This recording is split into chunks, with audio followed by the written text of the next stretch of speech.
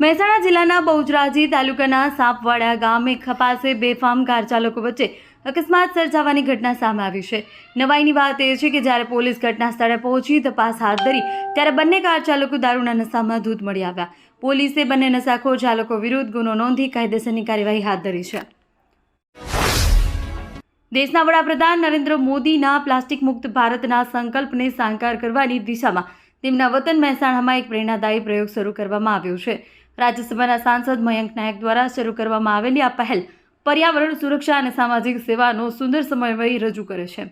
વિશિષ્ટ પ્રોજેક્ટ અંતર્ગત શહેરના નાગરિકો પોતાના ઘરના જૂના કે ફાટેલા કપડાં જમા કરાવી તેના બદલામાં કાપડની નવી મજબૂત થેલી મેળવી શકે છે। ઊંઝાની શ્રી જબરેશ્વર મહાદેવ મંદિર શ્રી જહુ માતાજી સેવક પરિવાર ભાટવાડો દ્વારા રક્તદાન કેમ્પનું આયોજન કરવામાં આવ્યું હતું। આ કેમ્પમાં કુલ 76 બોટલ રક્ત એકત્રિત કરવામાં આવ્યું હતું, જે પાટણની HK બ્લડ બેંકને અર્પણ કરવામાં આવ્યું હતું। સવારે 9 કલાકે દીપ પ્રાગટ્ય કરી કેમ્પનો શુભારંભ કરવામાં આવ્યો। આ પ્રસંગે જહુ માતાજી ઉપાસક વિપુલભાઈ બારોટ, રોટલાઘર પ્રમુખ અનિલભાઈ બારોટ, મંત્રી મહેન્દ્રભાઈ સથવારા, શાહ સાથી જહુ માતાજી ઉપાસક હજુરભા ઉપસ્થિત રહ્યા હતા।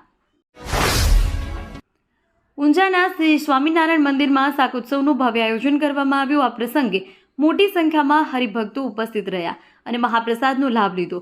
આ શાકોત્સવમાં 160 કિલો રીંગણાનો ઉપયોગ કરવામાં આવ્યો, ઉપરાંત 1700થી વધુ બાજરીના રોટલા પણ બનાવવામાં આવ્યા, જે મહાપ્રસાદનો મુખ્ય ભાગ હતા। નૂતન શ્રી સ્વામિનારાયણ મંદિર બ્રાહ્મણ શેરીના પૂજનીય સંતો શાસ્ત્રી સ્વામી અનુપમદાસજી અને શાસ્ત્રી સુગ્નેશદાસજી સ્વામીના માર્ગદર્શન હેઠળ આયોજન થયું હતું।